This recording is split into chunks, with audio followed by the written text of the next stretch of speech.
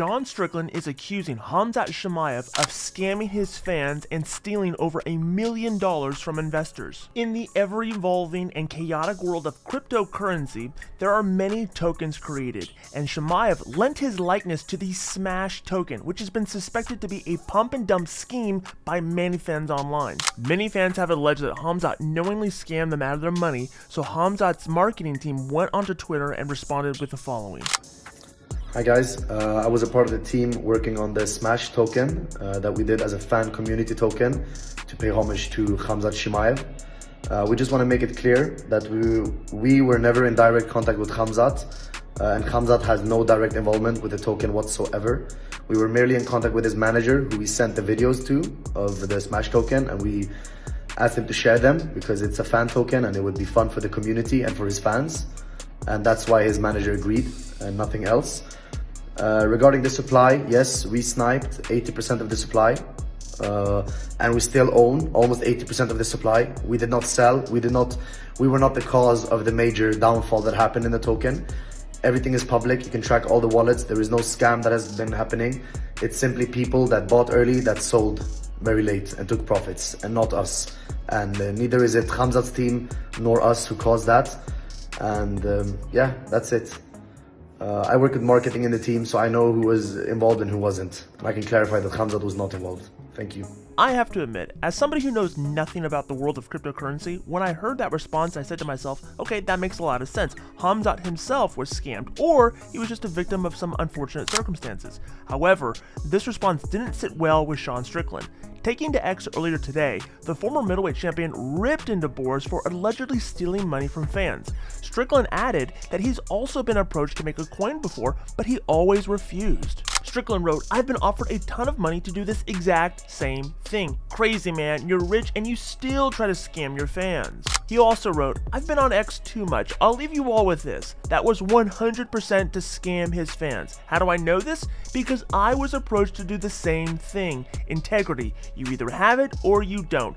Y'all shouldn't let this vanish in a news cycle. Absolutely wrong. Goodbye." As of right now, Khamzat Chimaev has yet to comment on the situation directly, and it's also unlikely that the middleweight contender will respond to Sean Strickland. As of right now, both men are currently preparing for the returns to the octagon, which likely won't come against each other. Michael Bisping believes that the Jake Paul loss motivated Nate Diaz, saying that was a wake-up call. Bisping adding that Nate Diaz's previous loss to Jake Paul was likely a big motivator for the longtime fighter. The Count felt that the fight last year was an embarrassing one for the longtime fan favorite. However, Bisping believes that the Diaz that showed up against Paul was not the same that showed up against Jorge Masvidal on Saturday. But this was a different Nate Diaz. Masvidal, I have tremendous respect for him as a fighter. If you saw my interview the other day, you saw that he's been training in Vegas, he's been doing the road work, and he's very, very motivated because he's got 3 boxing fights to have, and then he's going to go back to the UFC. Back to the UFC, they said one of the conditions that I come back and do 1 fight for them in the UFC. So that's the plan, come back, definitely do another fight. So when you look at Nate Diaz and the way that he performed against Jake Paul,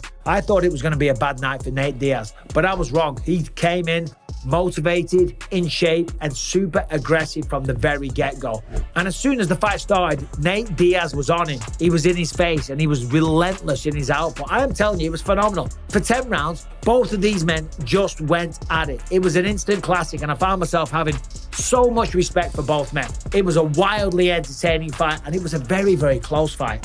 Now, Masvidal's not happy. He can't believe it. He feels like he was robbed on the judges' scorecards, and he wants to run it back. He wants to go against Diaz again. I definitely knew the judges were influenced by the crowd because a lot of those shots were landing in the corner. I was just getting my timing, throw 3-4 shots, it wouldn't land, and then I'd throw a good power shot. It didn't go my way, but whatever, man. We're 1-1. We could run it back in somewhere like Vegas, make it a neutral place, and let's throw down, you know? But he's not the only person calling him out. Of course, Diaz, when he won, he was like, listen. Leon Edwards, Jake Paul, and anybody that us, you're dead. So fighting words, of course, from Diaz, and that's what that man is. I tell you, I've got nothing but respect, and it was a newfound respect because I thought he'd kind of dropped off against Jake Paul. It was a little bit embarrassing, but that was phenomenal, and it showed that Nate Diaz is still a force. He's still going to be respected, and he's a man that now has a lot of options. Jake Paul responded. The heart's still beating. And I was kind of blown away when Nate Diaz never took the $15 million offer to fight Jake Paul in mixed martial arts. Why wouldn't he take that? That just seemed bizarre to me, okay? Maybe now he gets a shot. Maybe he gets to rematch Jake Paul. But still, let's go back to the video. Jake Paul calls Diaz a hoe, okay?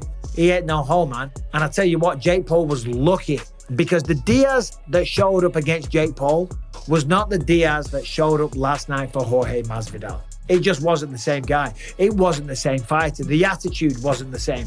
He was very nonchalant. He didn't seem to care. He definitely underestimated the Disney boy. And that's his own fault. That's not Jake Paul's fault. Jake Paul takes his craft very seriously. I know I shit on him here and there, and of course for the Mike Tyson stuff, a 58-year-old man, that's insane. And it should be criticized. But the man does work. He does train. He does show up in shape. He does push a pace. He does hit hard. So you've got to take him seriously. So for Nate Diaz to show up and underestimate him, that's on him. But I think that taught Nate Diaz a lesson. I think that was a wake-up call because he definitely trained for that fight. That fight last night with Jorge Masvidal was a classic. Michael Chandler is a man full of ideas since his UFC 303 fight against Conor McGregor fell through, and he's posed another one despite the Irishman having already returned to training.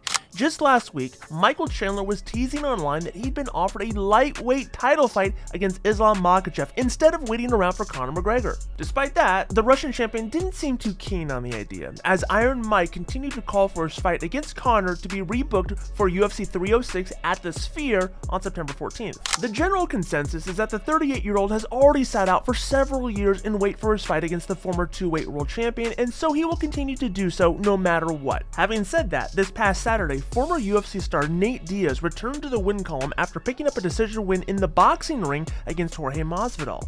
Following the Stockton Brawlers win, Chandler posed a new idea for his next fight, replying to a fan's comment on X who suggested that after McGregor and Chandler have fought, the UFC should bring Diaz back for the McGregor trilogy. Chandler said, quote, "Sit down, Ron. Better idea. Me and Nate Diaz fight like real men, while Conor sits on a yacht and watches on pay-per-view in his slippers." I think Chandler thinks that's some sort of insult at Conor McGregor, but if you can sit on a yacht sipping wine and eating caviar and make millions of dollars off betting on these fights, that seems like a pretty good gig if you can get it. The former Bellator champion is seemingly trying to play mind games with the best mind game player ever. When asked what strategy he would implement against McGregor, the 38-year-old stated, quote, "Instill fear. Let him pull out of the fight and embarrass himself. Be known as the guy who retired McGregor without ever throwing a punch." Sure, Mike, whatever you say. UFC commentator Joe Rogan speculates that the fix was in on Francis Ngannou's boxing debut against Tyson Fury. With it being Ngannou's boxing debut, he wasn't ranked at the time, whereas Tyson Fury was a legend and scheduled to take on Alexander Usyk just 4 months later. Rogan believes that to save face and to keep that fight intact, the result could have been skewed. After the Joshua fight, it's going to be different, right? Yeah. So the Francis Ngannou fight, it was, you know, he's fighting one of the greatest heavyweight boxers of all time and drops him in the second round. And everybody's like, what? And then he beat him up in the 8th round, too. I thought he won that fight. I thought he won that fight, too. Yeah, I thought he won that fight, too. But, you know, if they're setting up that Usyk fight, they were not going to. Yeah. It just seemed like the fix was in a little bit. Yeah. And it was close enough that they could pull it off. You can go, okay, maybe you could see him winning that, but I don't think so. Yeah. I thought Francis won it. A lot of people thought Francis won it. Mike Perry is set to box Jake Paul on July 20th, and he'll face the largest problem child anyone has ever had to face in the ring. The 230-pound Paul was adding on weight in preparation for a heavyweight fight against Mike Tyson. That's been delayed until November, and now Platinum will be the one dealing with all of Jake's extra muscle when they compete at cruiserweight for 8 rounds. In a new interview with Fight Hub TV, Perry was asked about Paul's size increase and whether he suspected the YouTuber turned boxer was on the secret juice. And if Jake went from, you know, when I sparred him a couple years ago, I was 179, 180. And he was 195, maybe 205. And if he went from that weight is a natural weight for him, because he wasn't, I mean, I think he was about to fight Ben Askren, but I don't think he was really cutting weight at the time. And so, you know, to put on 25 pounds, I don't know how someone does it, I guess, without a cheat code. Okay, so you feel, in your opinion, he's doing some extra stuff, some extra sauce in those meals. It doesn't matter though. It doesn't matter to me. Maybe, I could just be saying that just to mess with him. He does look flubbery and, whatever. And I also told him I don't think you were 230, because if he was 195 to 205 in those couple years ago when I sparred him, I think maybe at the largest he could get up to almost 220. And he asked me what I thought he weighed right now. I said, we're 2 weeks out, 12 days, now 11 days. I said, I think you're about 212. And he said I was making shit up, but everybody on the live saw that he was like. Now let's take a look at the top 3 comments left on yesterday's video. At The Card Bunker says, Usman is a clown. Leon killed Usman. Nate never died off. Cut it out. And Nate draws more than Usman is off a night easily in Usman's own country. Nate would draw more. I have no idea what this guy just said, by the way. At Sin City Infinity says, I can literally take Israel. The guy is trash.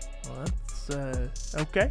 Probably not, but thanks for commenting. And at G General Herpes says, this channel is washed up. If you want your comments highlighted on tomorrow's video, simply comment down below. We'll highlight the top best comments, good, bad, or indifferent, and feature them in tomorrow's video.